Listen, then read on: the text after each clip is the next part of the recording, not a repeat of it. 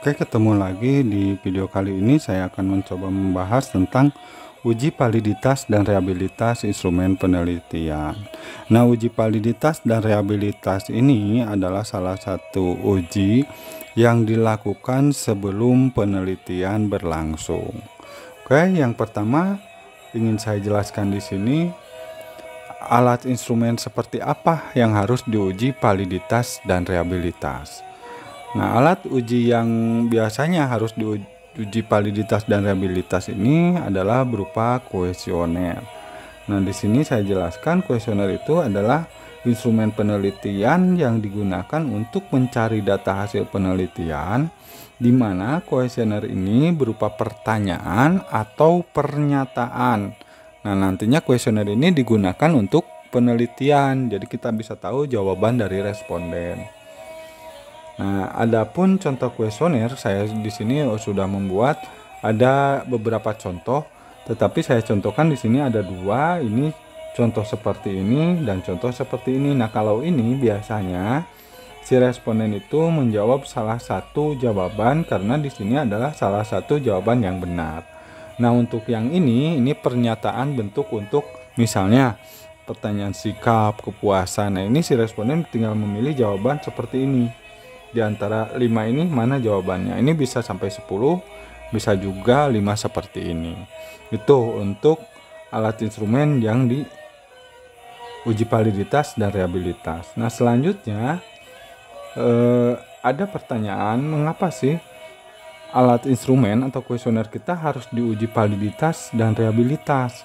Nah, alat uji instrumen ini diuji validitas secara teoritis itu untuk meyakinkan bahwa kuesioner yang kita susun akan benar-benar baik dalam mengukur gejala yang menghasilkan data yang valid.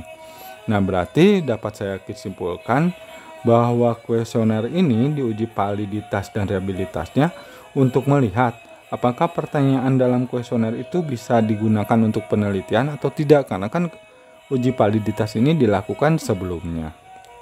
Nah, lalu saya jelaskan juga tempat dan jumlah sampel dalam uji validitas. Nah, sampel kan ada sampel penelitiannya. Untuk uji validitas ini sampelnya berbeda dengan jumlah sampel penelitian. Tapi ada pula penelitian yang menggunakan jumlah sampel dengan jumlah penelitian itu untuk validitas ya, itu sama banyaknya. Tapi di sini ada ketentuan.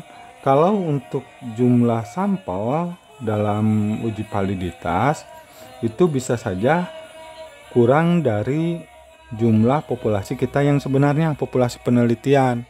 Nah, ini bisa dilihat menurut Noto Atmojo itu bisa paling sedikitnya itu 20 orang. Jadi kalaupun misalnya kita penelitian jumlah sampelnya 100, berarti kalau uji validitas itu bisa saja 20 responden. Nah, terus tempat yang kita gunakan untuk uji validitas di mana? Ini ada dua versi. Yang pertama bisa saja di tempat penelitian kita, dan yang kedua itu bisa di tempat yang lain, bukan di tempat penelitian kita. Nah, namun ada ketentuan. Kalau di tempat yang berbeda, ini tempat penelitiannya atau tempat uji validitasnya itu harus memiliki kesamaan atau kehomogenan dengan tempat penelitian yang sebenarnya. Itu kalau tempat uji validitas seperti itu. Nah, selanjutnya saya ingin jelaskan juga uji validitas dan rehabilitas secara satu persatu ya. Untuk uji validitas ini adalah suatu ukuran yang menunjukkan tingkat kevalidan atau kesahihan suatu instrumen. Nah, untuk uji validitas ini biasanya pengujian kuesioner dari setiap pertanyaan per pertanyaan. Misalnya kita punya 10, nanti diuji validitasnya per soal satu persatu. Nah, untuk rumusnya biasanya digunakan rumus seperti ini. Ini paling banyak digunakan. Untuk ketentuannya di sini kalau uji validitas nanti setiap pertanyaan itu dilihat nilai R hitungnya, lalu dibandingkan dengan R tabel. Nah, ini biasanya menggunakan SPSS bisa atau rumus-rumus yang lain atau aplikasi lain juga ada beberapa lainnya. Ya, untuk SPSS saja ya. Di sini saya contohkan, nanti saya kasih contoh itu yang menggunakan SPSS dengan uji validitas. Nah, tadi ketentuannya kalau R hitung lebih tinggi dari R tabel maka itu disebut valid. Nah, di sini saya contohkan ini R hitungnya. Ini contohnya kita punya sampel uji valid itu 30 responden. Nah, setelah kita uji valid ini IQ 1, IQ 2, IQ 3, IQ 4 misalnya ya variabelnya. Untuk IQ 1 itu nilai uji validnya, nilai R hitungnya itu sebesar 0,894. Nah, kita bandingkan dengan nilai R tabel. Nah, R tabel ini biasanya ada di buku juga ya. Di buku-buku statistik kita lihat untuk 30 orang berapa? 0,361. Nah, kita bandingkan 0,361 sama ini. Berarti ini di atas. Nah, seperti ini disebutnya itu valid. Ini satu persatu nanti. Ini soal nomor 1, 2, 3, 4. Kita lihat nomor 2 misalnya. 0,927 bandingan sama ini. Berarti semua pertanyaan di sini itu valid. Itu contohnya. Nah, selanjutnya uji reliabilitas. Nah, kalau uji reliabilitas ini per variabel kita telitinya. Secara pengertian, reliabilitas ini menunjukkan bahwa sesuatu instrumen cukup dapat dipercaya untuk digunakan sebagai alat pengumpul data karena instrumen tersebut dianggap sudah baik. Nah, rumus yang sering digunakan rumus seperti ini. Ini yang banyak digunakan, tapi ya bisa aja yang lainnya. Nah, untuk ketentuannya nanti setelah kita mendapatkan nilai dari uji reliabilitas ini biasanya berupa Cronbach alpha ya, nanti dibandingkan sama ini.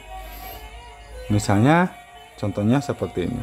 Setelah kita uji reliabilitas pada variabel IQ tadi dari 4 pertanyaan, kita dapat nilai Cronbach alpha 0,932. Nah, kita lihat ke sini, ini masuknya yang mana? Ini masuk ke sini, berarti reliabilitasnya baik, berarti ini pertanyaan reliable juga. Nah, jangan sampai pertanyaan kita ada di nilai ini ya hasilnya.